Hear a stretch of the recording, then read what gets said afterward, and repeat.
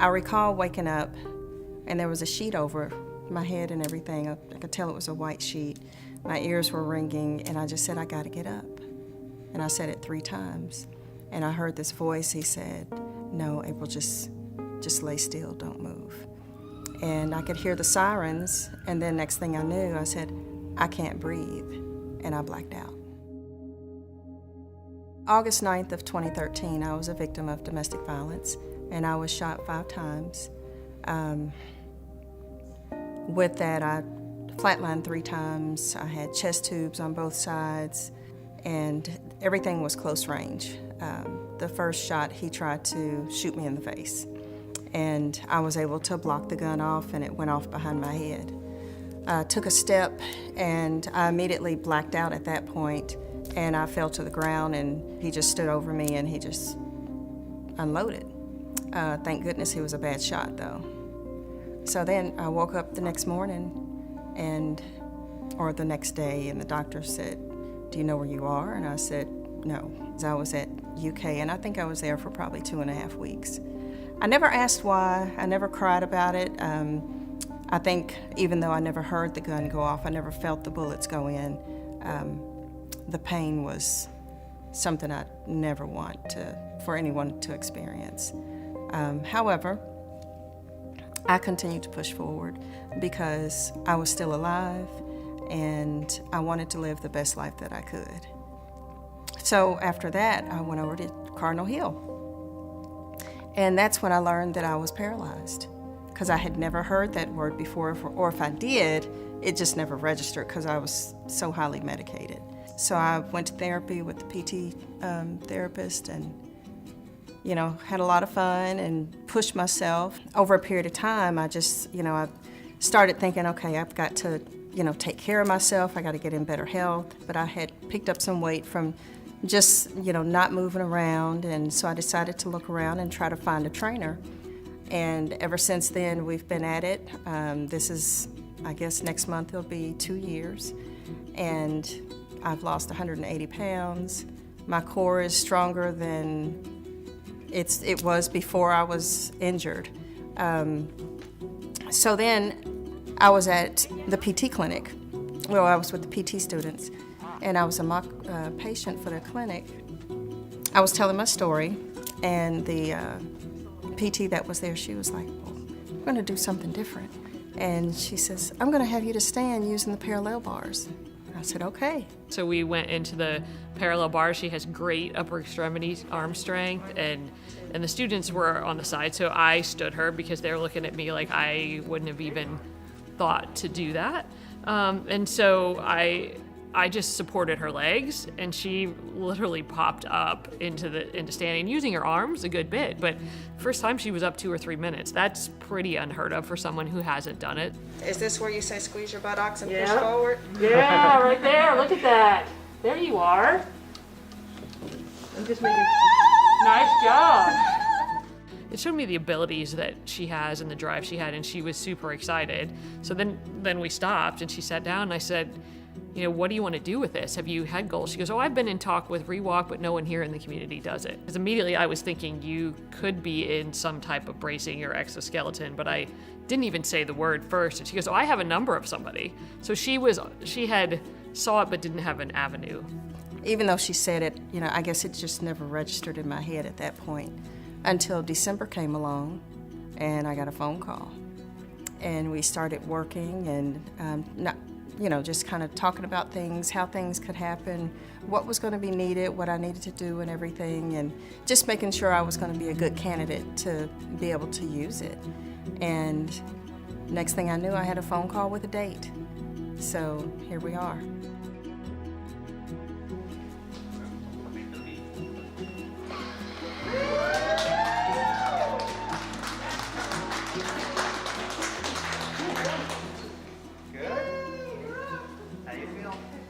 So I believe the first step for me is going to be full of anxiety because I'm going to want to step before they tell me to step. As a little girl, my dad always told me you can be anybody you want to be, you can do anything you want to do. And throughout the last 9 years, you know, there's people saying, oh, you can't do this, you can't do that. Whatever, I'm going to prove you wrong every time. So that's the worst thing you can tell somebody that's determined. I can't find the words to explain what this feels, but I can tell you the emotion is 150%. I think it's tears of joy from pain, resilience, and success. And it's just going to keep pushing me forward. So I'm determined to be successful in this. I'm determined to let others hopefully have that same determination and to see the light instead of staying in the dark. So hopefully this is going to encourage others to, you know, look towards that light and want to get up.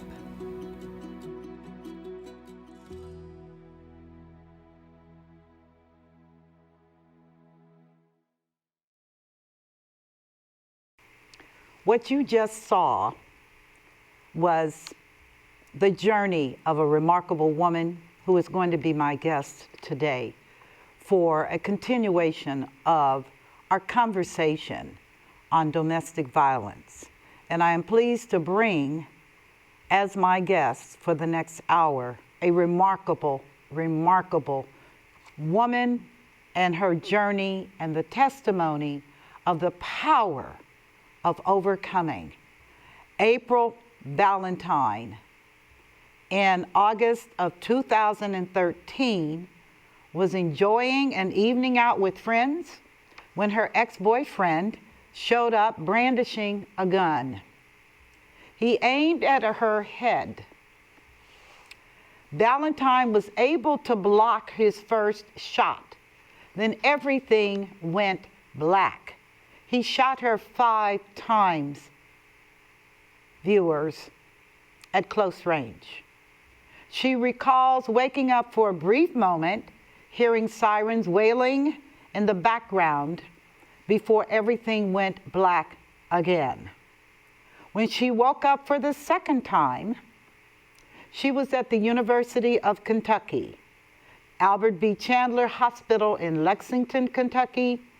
The trauma team stopped the bleeding and saved her life. But Ballentine sustained a T4 spinal injury, leaving her paralyzed from her waist down. During this rehab, this remarkable video that the University of Kentucky Medical Center released for us to show, this shows an exoskeleton, a wearable piece of technology that allows patients to stand up and walk with the support of a full-body brace and robotic legs. Viewers, this was 9 years after this incident occurred, paralyzing her from the waist down. 9 years wheelchair. The power of what you have borne witness to this woman's courage, her bravery, and tenacity on her life journey. She did not deserve what happened to her.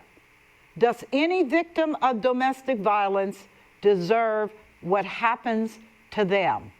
But April is a survivor, and I wanted her testimony and her story to be aired on the power of money. Why? To serve first as a tribute to her belief that she had the power to overcome with God's grace. Secondly, to be an inspiration to all of you that are watching my show. I watched the video from the University of Kentucky, and I had not even met this woman, and I began to weep because I too am a victim of domestic violence. And she had persevered for 9 years. So I am not going to delay my conversation about this remarkable woman. I'm going to let you hear it for yourself, and we will be talking about her journey and how she has had to deal with the life changes from her experience with domestic violence. Just know for a truth that her example will inspire millions of women as this broadcast goes throughout the United States and even globally. Let me tell you something, viewers.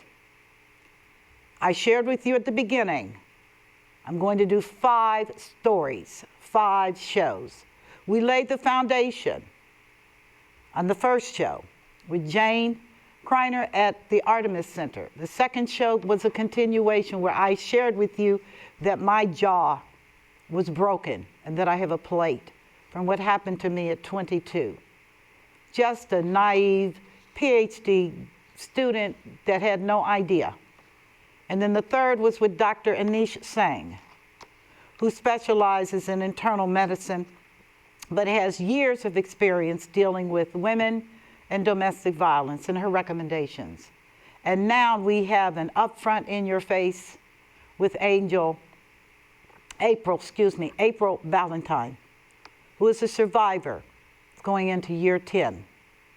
And hopefully her story will move you as it moved me to tears, but more so to action if you know people in this situation who cannot speak for themselves.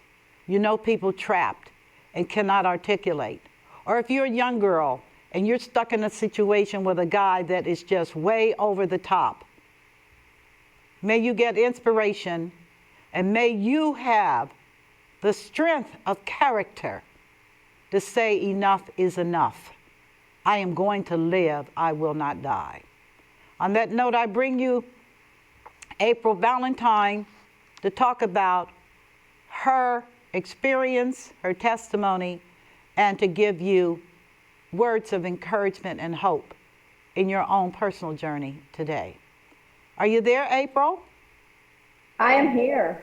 Thank you so very much for coming Thank on you so much to for my having show. me. I'm going to allow you the freedom to share your story as you shared it with me, and we can begin right now. Tell us a little bit about yourself. Tell us openly about your journey back to life. I know your life has changed.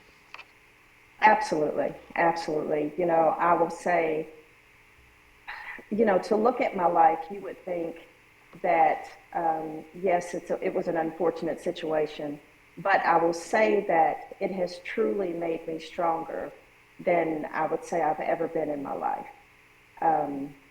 The courage, the determination, the grit, just the power to want to live and the desires of life has put me into, I would say, into another view of life, and just the challenges that I've had to overcome to be where I am today.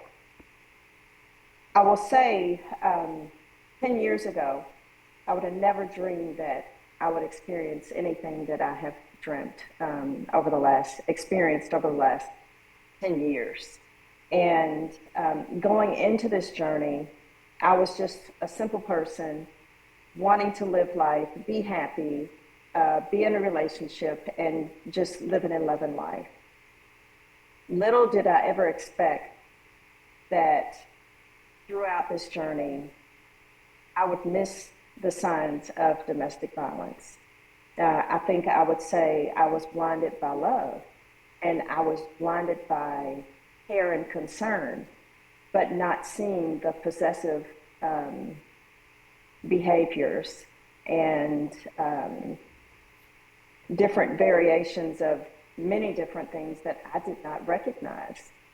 Well, how, if I might intervene, can you tell me and our viewing audience the backdrop to this? How did you meet this guy?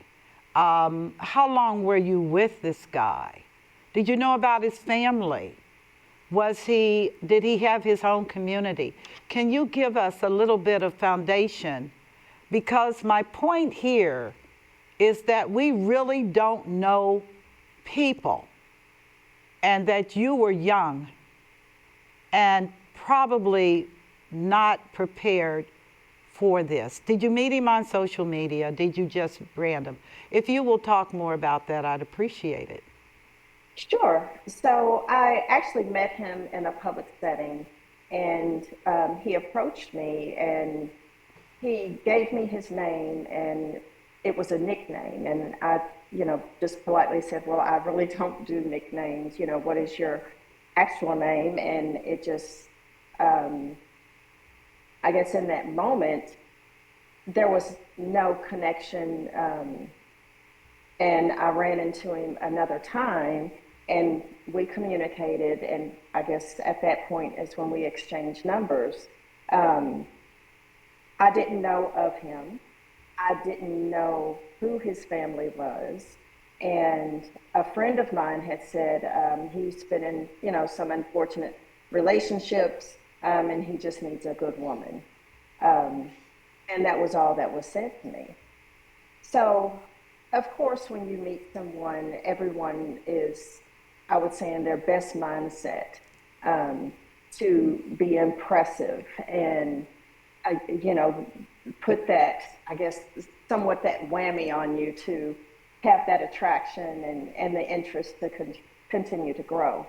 The things that we had in common was I was very active in sport, and he was too, and I was working out, so we decided to work out together. And I guess that's where everything kind of started.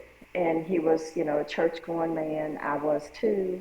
And so there was, definitely an interest and an attraction.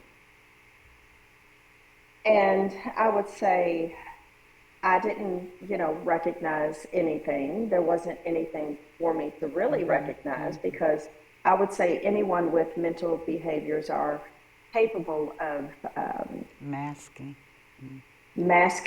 those behaviors for a period of time until they can't mask them any longer. And I will say as our relationship continued, I started to see these behaviors, and I didn't recognize what they were because I was not familiar with them.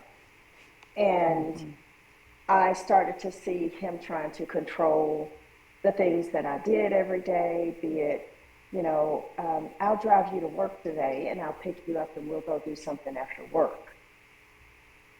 And, I didn't see that as a big issue. It wasn't a problem to me. But until there were things that I would normally do, he was like, well, we're not going to do that today. We're going to go do this today.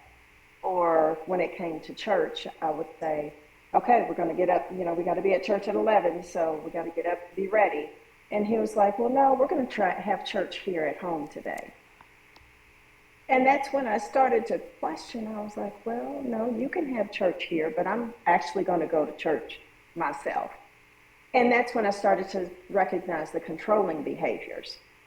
And I'm not one that can be controlled, so it was, I wouldn't say there was a lot of arguments in regards to that, but there were a lot of differences that we were challenged with and became, I guess, somewhat combative with.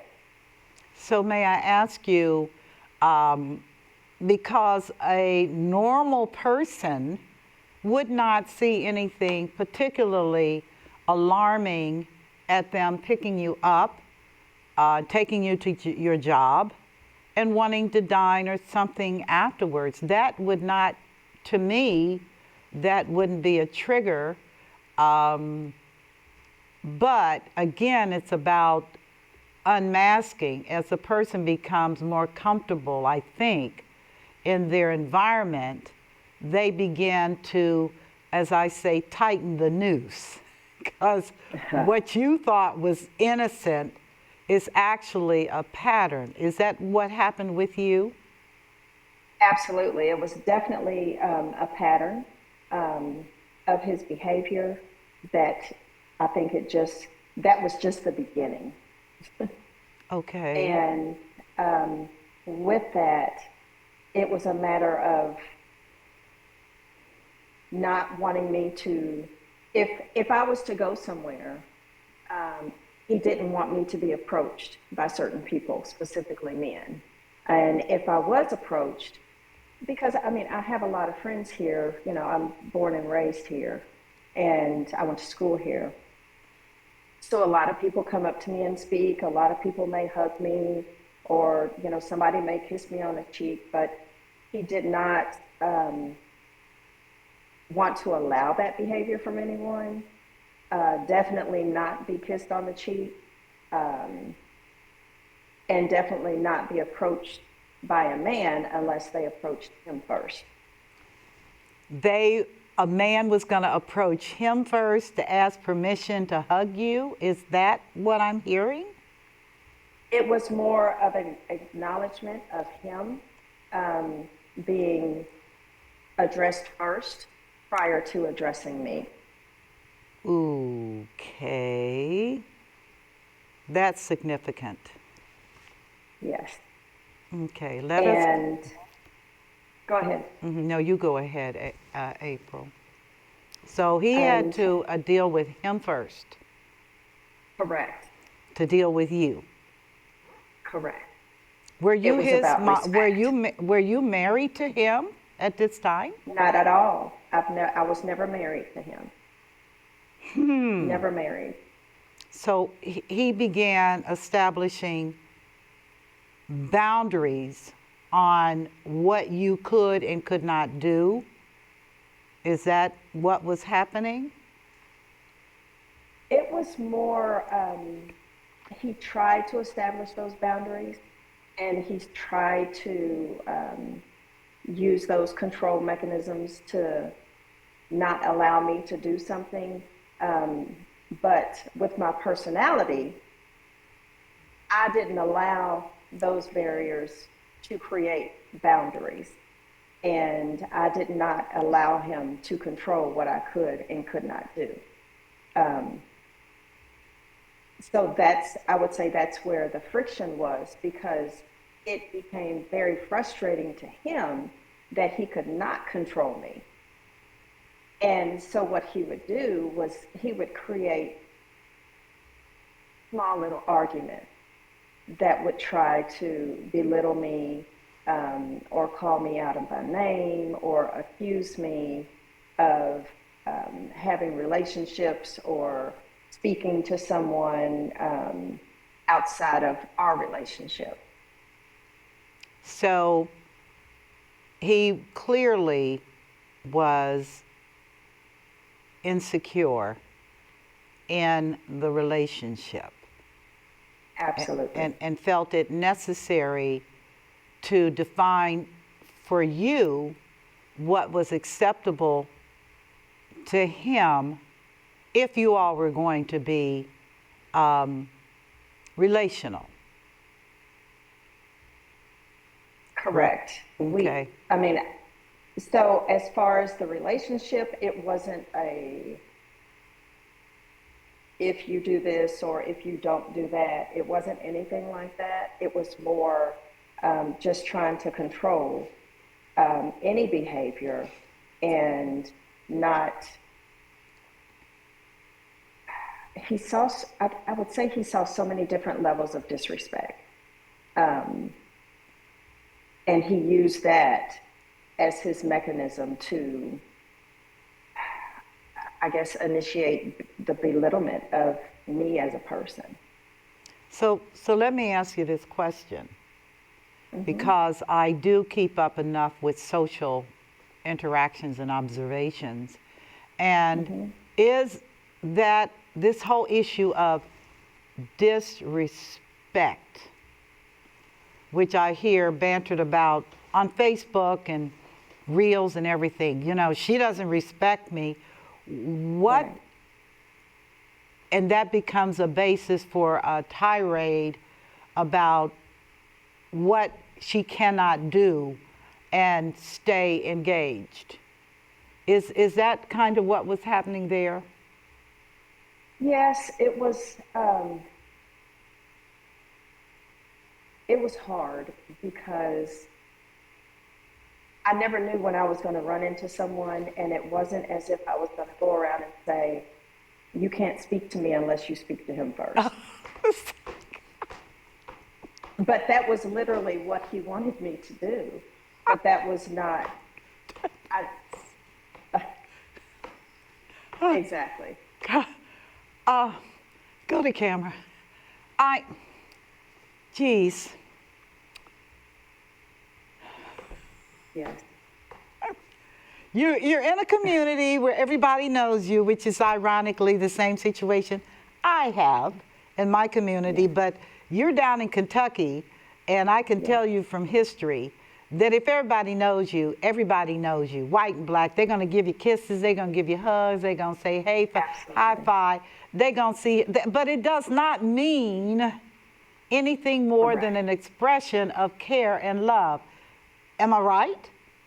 That is correct. Okay. But he did not see it that way at all. Okay. So continue. So whether it was a friend of mine that I went to school with, whether it was my boss, whether it was a coworker, whether it was a peer from a different location where, be it we all traveled to a certain office for a general meeting for the leaders of this business, I was accused of being in a relationship or doing other things with these people. Just because I was not, it was not an avenue that he could participate in to be a part of my life. And when he felt as though he could not be included, he would say things like, well, if you have to go on a business trip that week, then I'm not going to pay my half the rent. Oh. And he thought that these things would make me change my mind or do things different. But my response back was to him, well, you try that and you see how long you're here. Because I was not going to change what I was doing. And it was so many different little things.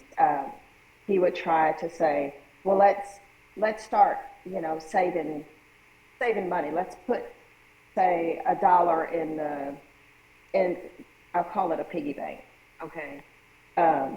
Let's put away $1 for our, say we want to take a trip in 3 months, and we'll put that money aside.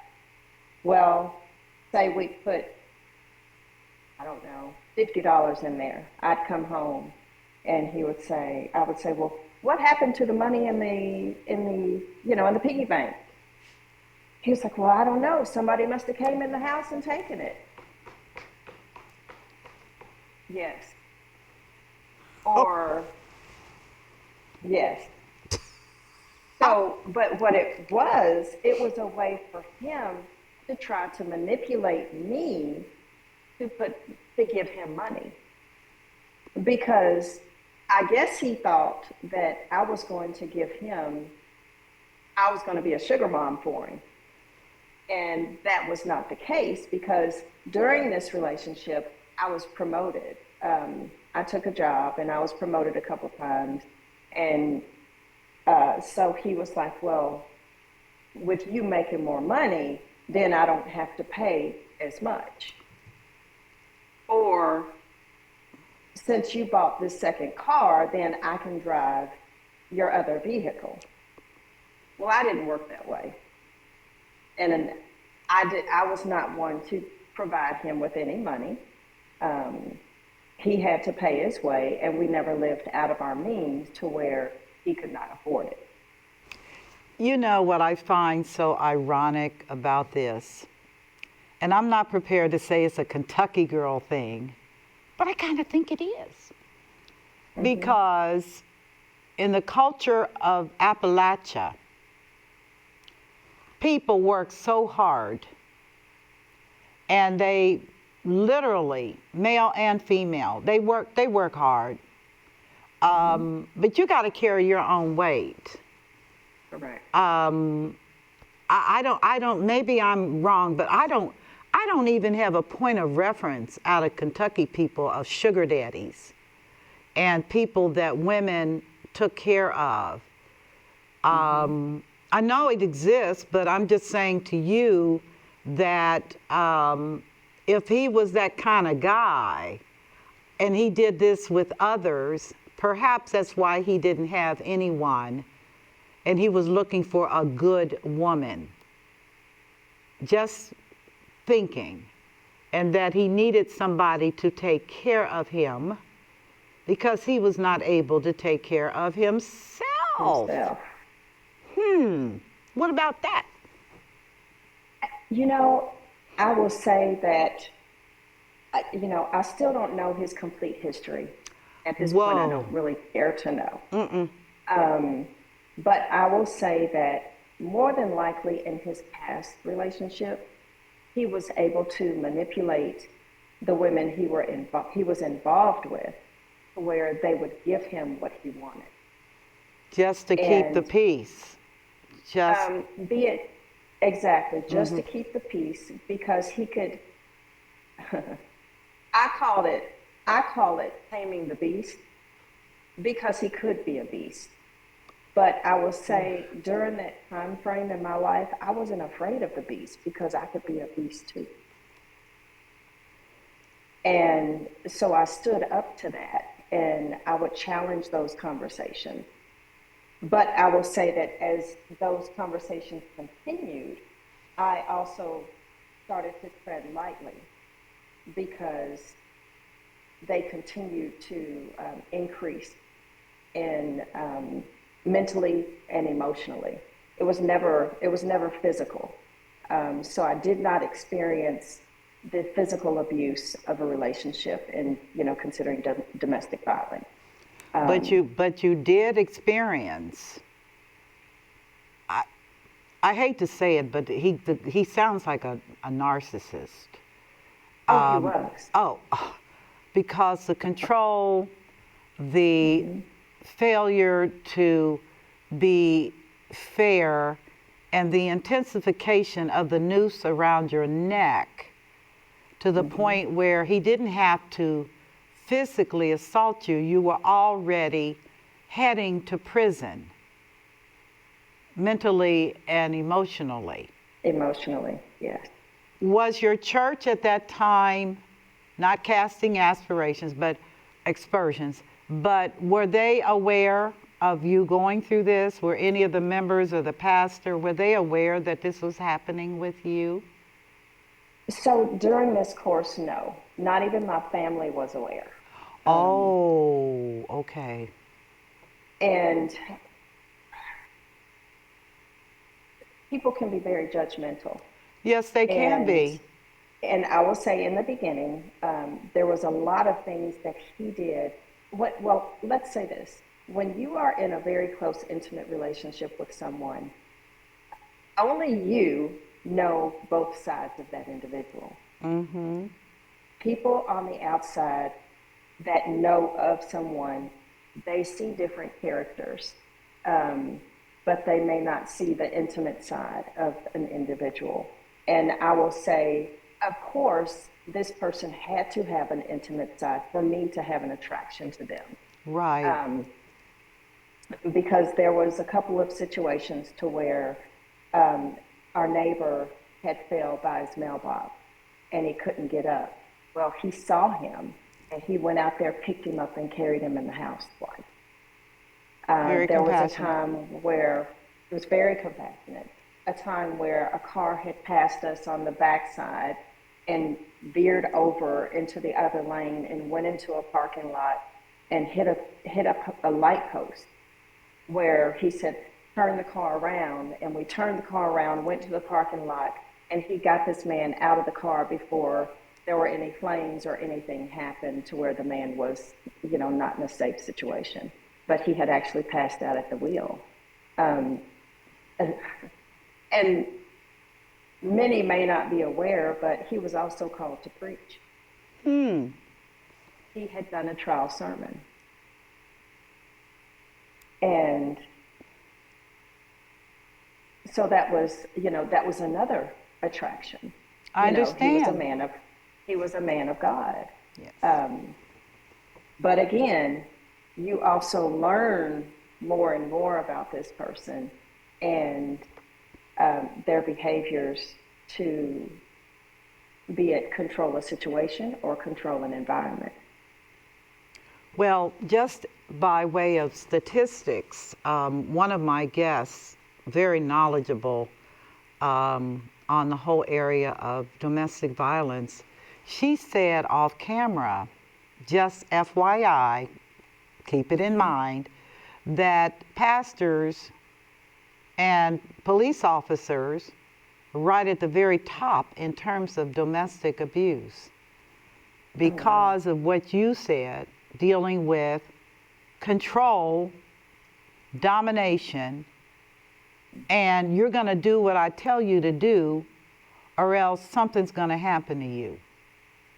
So I thought that was interesting that, again, I haven't surveyed all the preachers out here, but I do know that a part of that particular mental condition of control, that's an industry that gives people the power to control other people's lives, especially females. Especially females, because we're more emotionally in tune and connected. So I'm not surprised that you would have been attracted to that calling or even the acts of empathy, which ironically is also a part of narcissism. They will do that so that the public's concept and perception of them is, he's a nice guy. What's wrong with you?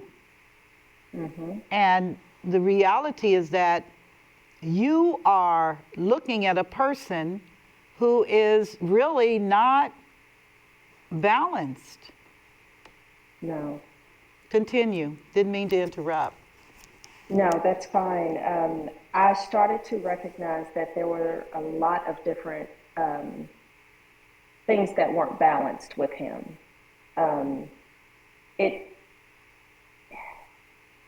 It required me to truly pay attention to his behaviors so that way I could learn how to tame the beast and how to not allow that beast to reveal itself.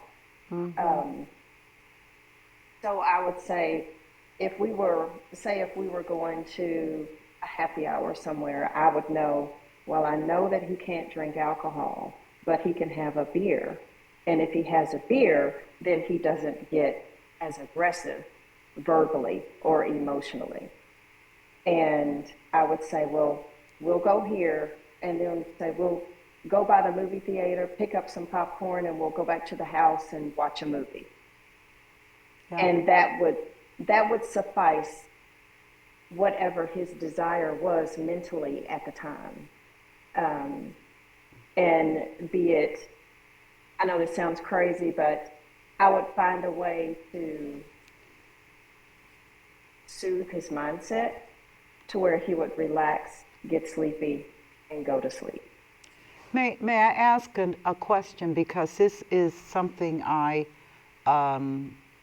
have had told to me a lot, which is now you are the caretaker, because you've got to manage him so that he does not manage you.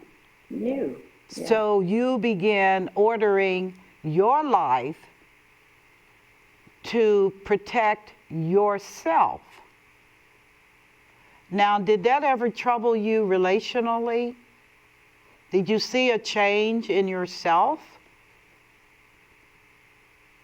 I would say I lost myself because I was trying to create a better life for him to see and to experience it and enjoy it and live in peace.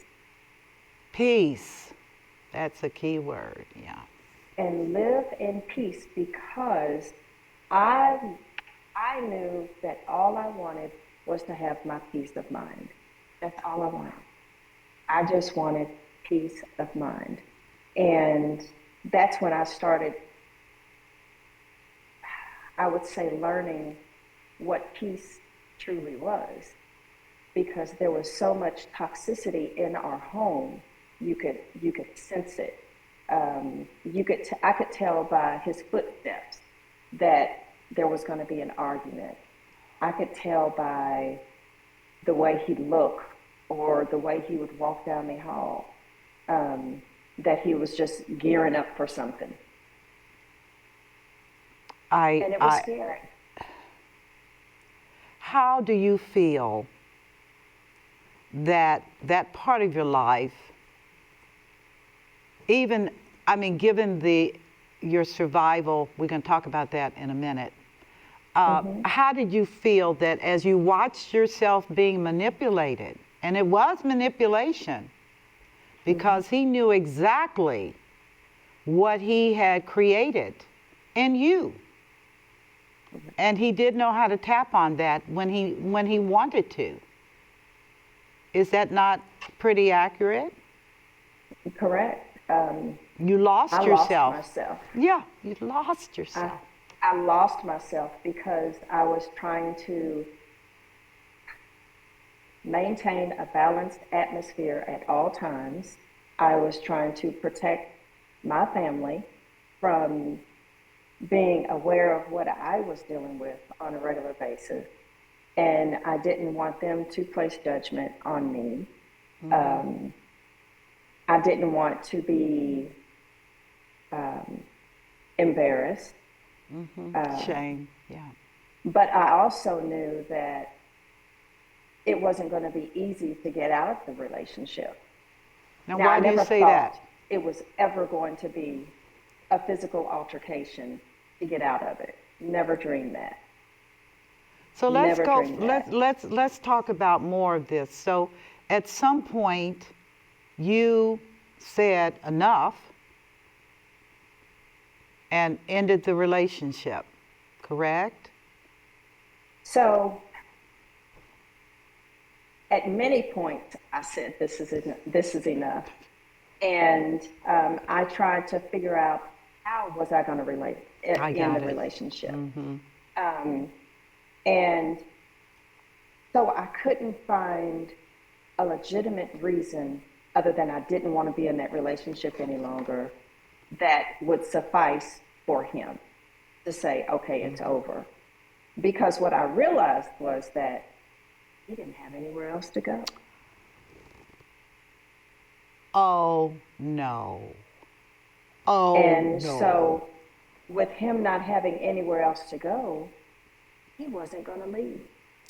You're right. He wasn't going to leave. So throughout this process, I'm thinking, I'm like, okay, I can't prove that there's someone else involved in his, with him. I can't prove that, I can't say, well, I just want it to be over and it was going to be over. So throughout this process, he started calling me names. He started calling me out of my name. There were different things that he did that were very controlling. I got promoted at my job. And I said, look, tomorrow I start my new job. I'm going to be in a meeting with my boss the majority of the day. He's going to be giving me, the ropes of, what I'll be handling, etc. I'll have to go out of town for a week for training.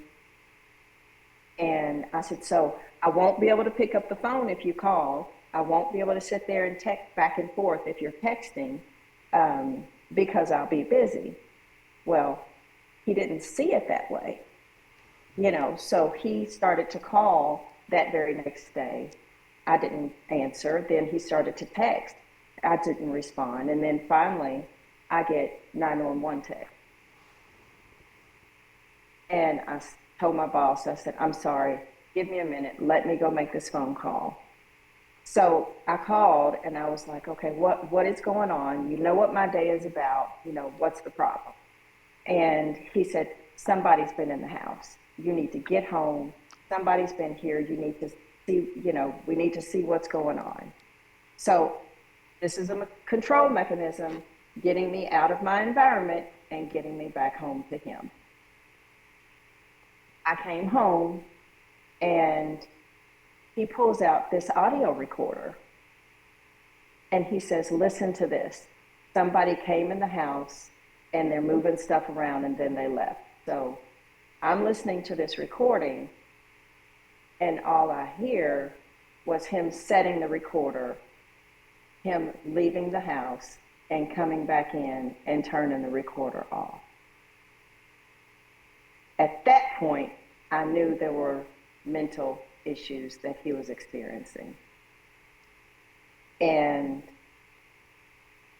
when I came home, I went outside and I called my boss and I said, hey, just give me a minute. I'm going to be back, but I just need to get through this. So immediately he became upset that I went outside to make a call to my boss. He said, how come you didn't call the boss inside the house? And I said, well, you said something's going on inside the house. You've got this recorder. And mind you, didn't know the recorder was in the house. So it wasn't about that moment. He had been recording me in the house, and I was not aware.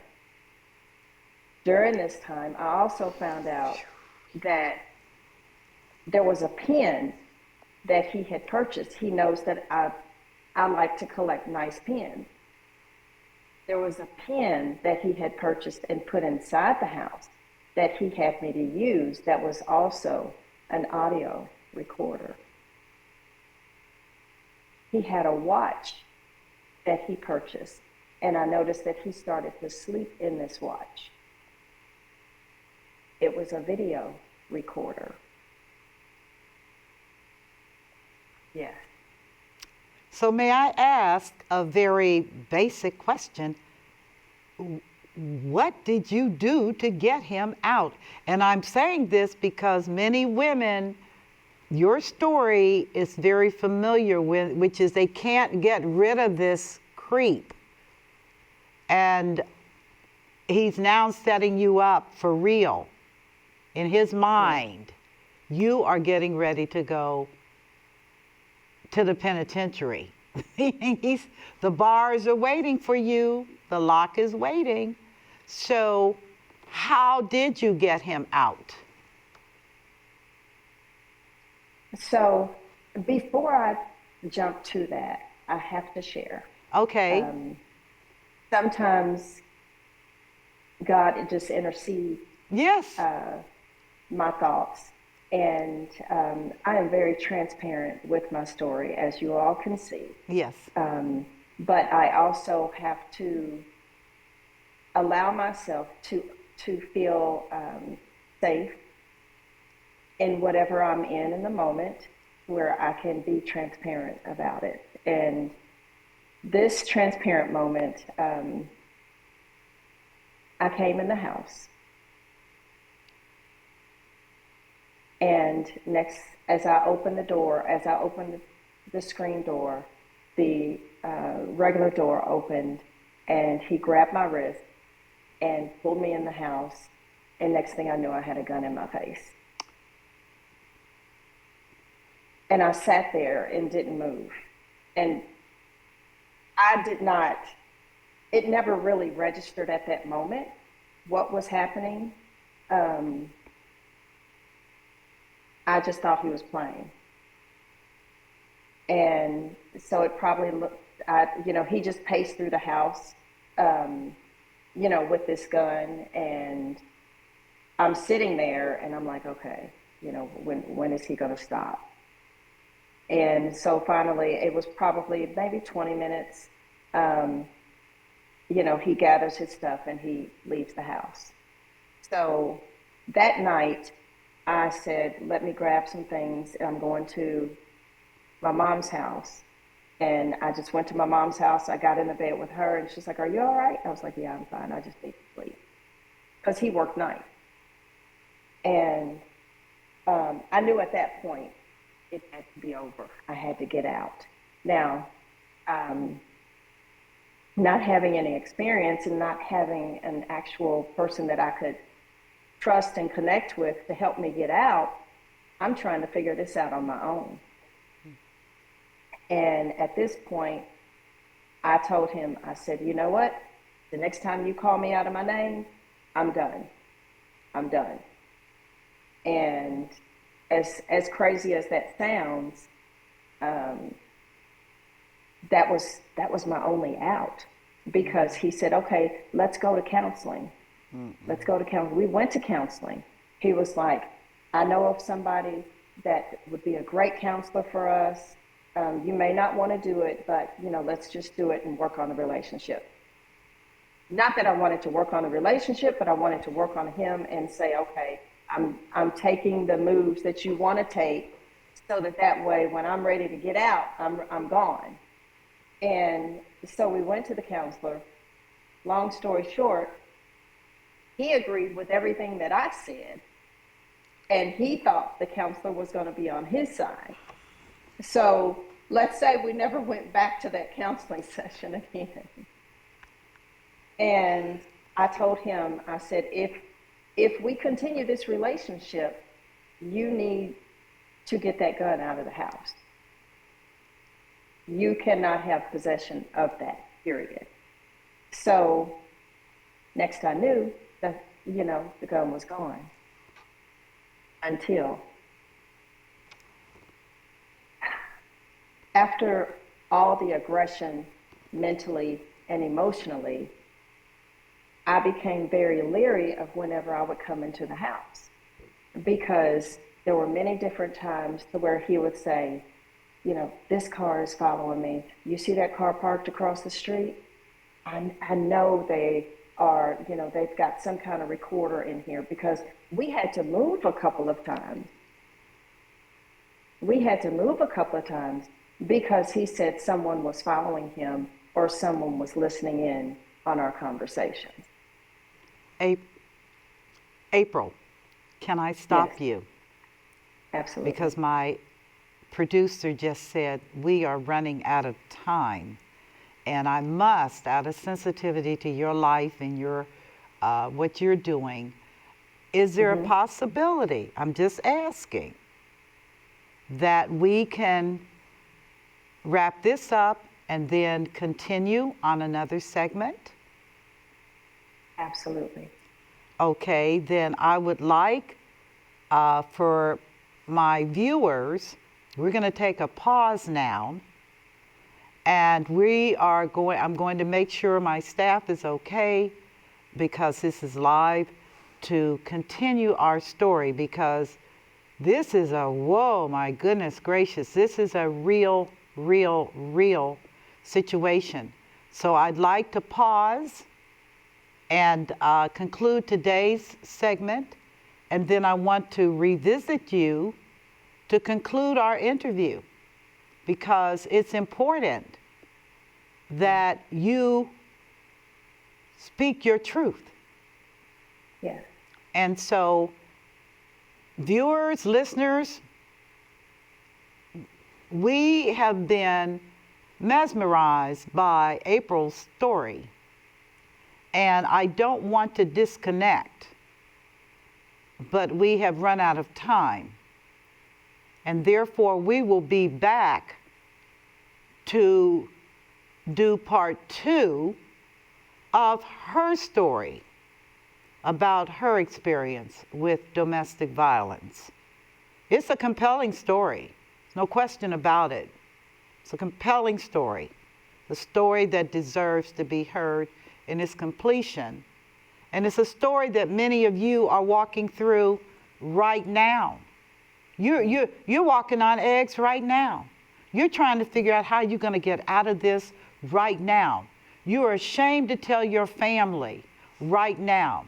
You've cut back on your friends and your associates because you don't want them to pick up that energy that they're going to pick up when they come into your home. You don't want to go out socially because you can barely hold yourself together. And I'm saying to those of you that are watching, I feel you. I feel you. I feel you, because this is gut-wrenching and it is real right now. And that's why I think it's compelling that we hear the rest of her story and her success, because she is in the process of healing. 10 years. It never stops. It never ends. But on today's segment of The Power of Money, where I'm interviewing April Ballentine, we will conclude on that note of hope, and we'll be back for part 2. Thank you for so much being a part of my world. And God bless you all richly.